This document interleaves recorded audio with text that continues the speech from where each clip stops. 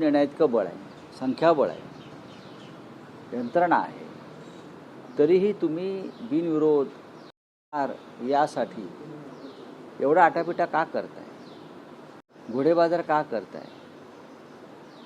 एका बाजूला मोदी म्हणतात काटकसर करा, मोठे कार्यक्रम करू नका, गाड्या घोड्या उडवू नका. मग पैसे उडवायला परवानगी दिली आहे का? अशा प्रकारे विधान परिषद निवडणुकांना कोटी कोटी रुपये पैसे उडवायला परवानगी दिली आहे का? कोकणातील माघारीसाठी 25 कोटी रुपये दिले साधारण, त्यातले 15 कोटी रुपये BKCतल्या सॉफिटेल हॉटेलमध्ये दिले. विचारा, तुम्ही जाऊन विचारा, घेणाऱ्यांना आणि देणाऱ्यांना विचारा या निर्लज्जपणावर. संभाजीनगरमध्ये सुद्धा साधारण तेवढीच रक्कम लेनदेन झाली. पुण्यातले तर आकडे आज प्रसिद्धच झालेले आहेत. उमेदवारीच्या बदल्यात उमेदवारी देणाऱ्यांना काय दिलं आहे ते काही कर्ज रूपानं आहे, काही स्थावर मालमत्तेच्या रूपानं आहे. या महाराष्ट्रात हे चित्र जे निर्माण झालं आहे भारतीय जनता पक्षाच्या कृपेने,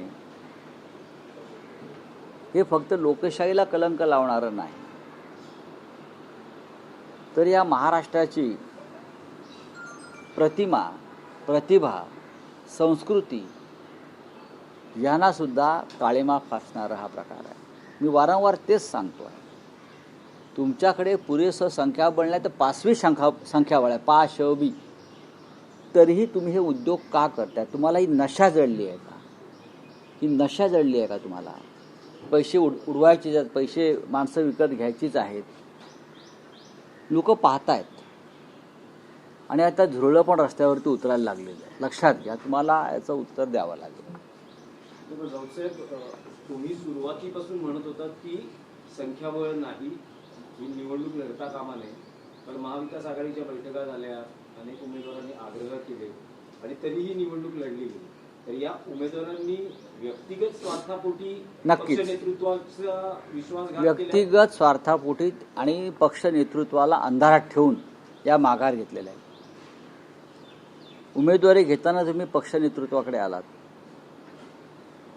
मला तर आश्चर्य वाटतं, कोकणातले एक उमेदवार आमचे पूर्वीचे संघ परिवारातले, म्हणजे नीतिमान, नैतिकता वगैरे, मातोश्रीवरती येऊन बाळासाहेब ठाकरे यांच्या तसबिरीच्या साक्षीनं नॉमिनेशन का उमेदवारी अर्ज घेतात.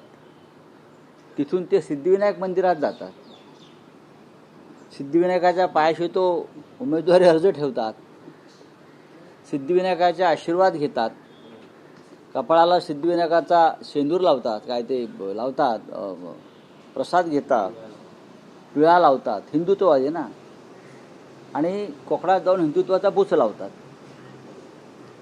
सगळे हिंदुत्ववादी एकत्र आले गद्दारीसाठी. फोटो पहा, मी टाकला आहे. म्हणजे स्वतःला हिंदुत्ववादी समजणारे सगळे सो कॉल्ड हिंदुत्ववादी बेईमानी करण्यासाठी एकत्र आले. कोणत्या वेदपुराणामध्ये अशा प्रकारे बेईमानीला स्थान दिलं आहे? कोणत्या उपनिषदांमध्ये अशा प्रकारे गद्दारीला स्थान दिलं आहे? नाही, उमेदवार चोर होते, हे माझं काय म्हणणं आहे. अजिबात नाही.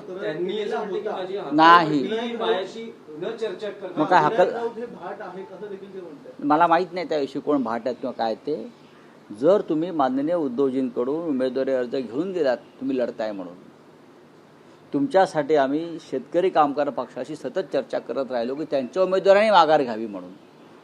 12:30 वाजेपर्यंत ते उमेदवार माझ्याशी बोलत होते शिका पक्षाच्या उमेदवारांच्या माघारी संदर्भात. आणि तुम्ही साधारण 1 वाजता भाजपच्या एका मंत्र्याबरोबर कोकणातल्या जाऊन माघार घेता. याच्याबाबत तुम्ही आत्मचिंतन केलं पाहिजे स्वतः. त्यांनी आपलं काय चुकलंय, इतरांवरती आरोप करून काय होणार नाही. मुळात मी ह्या संपूर्ण प्रक्रियेमध्ये नाही पहिल्या दिवसापासून, आपल्याला माहिती आहे. तरीही कोकणातल्या जागेसाठी कोणीतरी जिद्दीनं लढण्याचा प्रयत्न करतोय. म्हणून मी त्याच शेवटच्या 2 दिवसामध्ये मी त्याच्यामध्ये थोडा सहभागी झालो की त्यांना मदत व्हावी.